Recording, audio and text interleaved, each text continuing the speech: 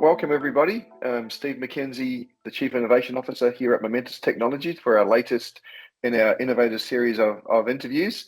And today we're extremely lucky to have none other than Zach Schwartz, who is the Chief Information and Technology Officer at Events DC. So Zach, thanks so much for joining us. We're going to have a bit of a talk around cyber security, which is, I think, a topic hot with everybody. But before we get into that, can you just give us a bit of an intro and background? Yeah, and Steve, thanks so much again for having me. As you noted, Zach Schwartz, the Chief Information Technology Officer from Events DC. I came to Events DC about a year and a half ago. I come from the federal government area. I was CIO in that space and led a lot of technology at Department of Commerce and Census Bureau. Very focused in light really on technology as a whole. And this event space is still relatively new to me and learning lots in both the sports and entertainment as well as our convention management. But my areas of focus in technology have always been on that cyber application development and project management. And so that's really what my focus is here at Events DC, is driving not just our corporate technology and our corporate infrastructure for our venues here in DC, but also obviously what we deliver to our customers in all of our venues so that they have a great user experience and what they would come to expect at large venues. Terrific. That's fantastic. Actually, before we get into the cyber side, you mentioned Events DC covers a few different venue types. Can you just share with what venues are under the umbrella? Yeah, Events DC has over a dozen venues ranging from our 3-block radius of convention center here in DC, all the way to our MLB stadium, our open grounds at the RFK area, as well as all the way down to community areas. We have community type, I call them the HOA settings as well, where community groups can come and form. And then we have basketball arenas as well. So we span all different types of venue sizes and really meeting the needs of across of our citizens in DC. Very cool. Very cool. Look, Zach, I had the privilege of meeting you and getting to know you a bit at a couple of different events this year. One down in Costa Rica and then another one more recently in Toronto. And you were telling me, that Events DC was the subject of a pretty high-profile cyber attack in the last year or so, right? So can you just give us an overview of what occurred? Yeah, it's actually about 2 years ago, we had a ransomware attack occur at Events DC. It was a very unfortunate event where bad actors were able to freeze up financial systems that were not as protected as they should have been, as well as other concerning areas of our infrastructure were frozen up. And there was a ransom that was requested. It was a pretty damaging incident, both reputationally, obviously, as well as from an infrastructure standpoint.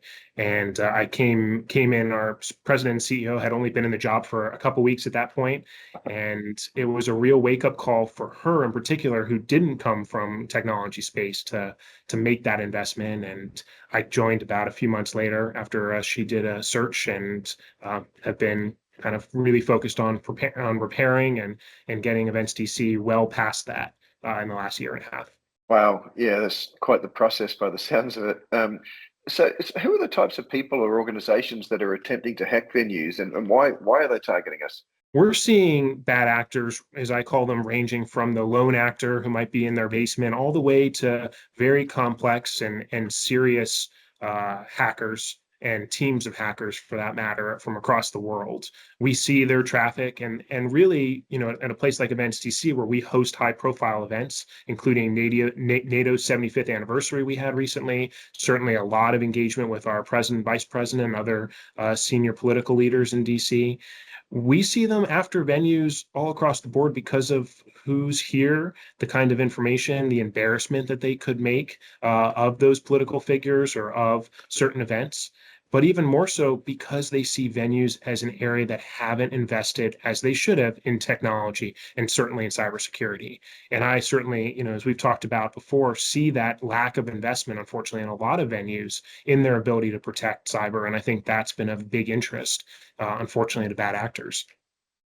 Yeah, it's a great point. I think in the venue world we've been, we are focused on, risk mitigation, etc. But we've tended to probably, be more focused on that from a safety and security side, for physical safety and security, and maybe not as much on the cyber side, which, as you rightly point out, is can be equally as crippling, if not worse, than some other events. So, what could venues do to limit the impact of an attack like this then? Yeah, I think the key is for venues to think about physical security in the same way, to think, excuse me, to think about cybersecurity in the same way they think about physical security. It is just as important to look at your infrastructure, your IT infrastructure, and not just your, maybe that switch or that router, but to look at it in a broader standpoint. What kind of applications do you have? How do you manage your Microsoft or your Google implementations? How well do you have password management? Little stuff that many of us might think are routine. There are a lot of areas where organizations haven't looked at that, and I think for venues they need to see, do they have endpoint security, do they have log management, do they have the ability to identify if there are odd logins or unusual events. And so engaging with IT professionals could be on a contractor side, but really even looking internally, do they have those sorts of abilities in house, and if they don't, what are they doing to go out there and make sure that they've done that. And as Events DC found out, it can be a expensive process to really implement high-end cybersecurity. But in the end, when it comes down to reputation, there's nothing more valuable than your brand and your ability to tell your customer that their information is safe, information that they have provided you from a financial or personnel information is safe and secure, is critical, and that keeps the business running. And we've only seen an increase in business, which we can contribute certainly parts of it to our increased cyber posture and our ability to make that commitment to our customers. That's great. Turning what was a pretty big negative into a positive. That's great to see that you've been able to do that.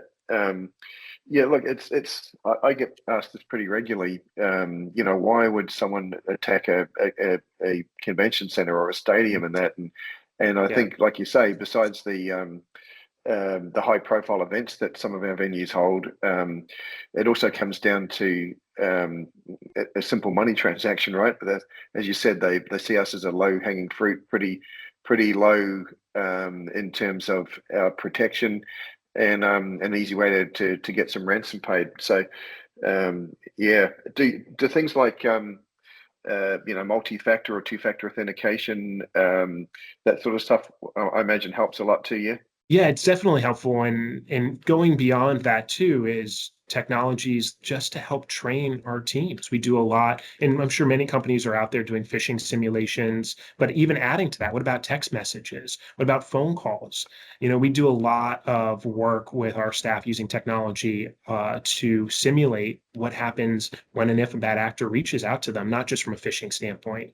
And then we force, obviously in a good way, lots of remedial training when people fail these types of exercises so that you can learn from them. Because as I tell, we can invest millions in our technology, but without the front line having the skill set and understanding of what can happen and the types of ways bad actors get information from us, there's very little we can do. And you can get around MFA, you can get around endpoint defenses. It's all about the human interaction. And so really investing time, energy, and training in that, even though, I'm not everyone's favorite at Events DC because I make passwords long, not everyone's favorite Events DC because of the training we have. But in the end, I always remind them, you don't want to go back through a ransomware attack. It's worth it. This is a good amount. This is a good investment for you personally, in addition to the company. Yeah, I think that's great advice. And again, like most things, we're very good at venues and having a emergency plan for a lot of stuff, but perhaps not everyone has one for a cyber attack. So probably something they should be looking at. Yeah. And just a final question for you, Zach. If someone does get attacked and their data is compromised, have you got any advice for immediate steps, what they should do? Yeah, we do a lot of incident response planning and tracking. And so I encourage folks, to somewhat answer your question, always make sure you have a plan ahead of time and practice, and we can talk, what an incident response looks like. But when something does happen, it pays, really does, to make sure you're engaged with an organization that helps companies who have been hacked. I've seen it time and time again where they might try to just do everything in-house, try to clean things, wipe things. But if you don't have professionals who actually understand how an incident happened and maybe where the root causes were, you're never actually closing that door to the bad actors. So really investing in a company that specializes in this work is absolutely critical, and always documenting that this isn't about getting someone in trouble, because we see that a lot. People tend to go into their shells in protection mode and focused on their protection. Don't delete things. Don't try to, be a hero. Bring in the forensics, find out where they are, because unfortunately, bad actors often set up hiding places within, your infrastructure that they stay within too. So you really want to make sure you're in the best place to kick everything out that's bad as you're going through any sort of attack. Yeah, no, that's great advice, and I imagine that you'd also, I think a lot of people don't even know that there's companies out there that help with this. So I imagine you'd recommend having that sort of information as part of their response plan, right? So they know exactly who to call. Yeah, and the insurance piece is critical. I mean, if NCC made a real decision to have cyber insurance prior to this, which was an extremely sharp decision by leadership, and I highly encourage organizations to think about what cyber insurance looks like, because they often will bring with them a very strong response team as well to help in remediation efforts. No, that's really great stuff.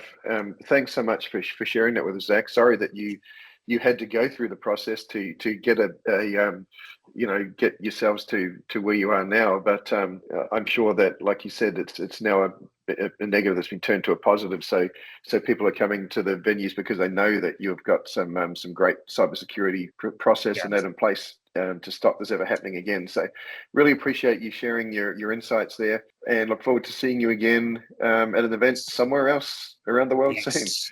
No, definitely. Thanks, Steve. And please, for your audience, feel free to reach out as always if there's questions in regards to this, or happy to talk more. That's awesome. Thank you, Zach.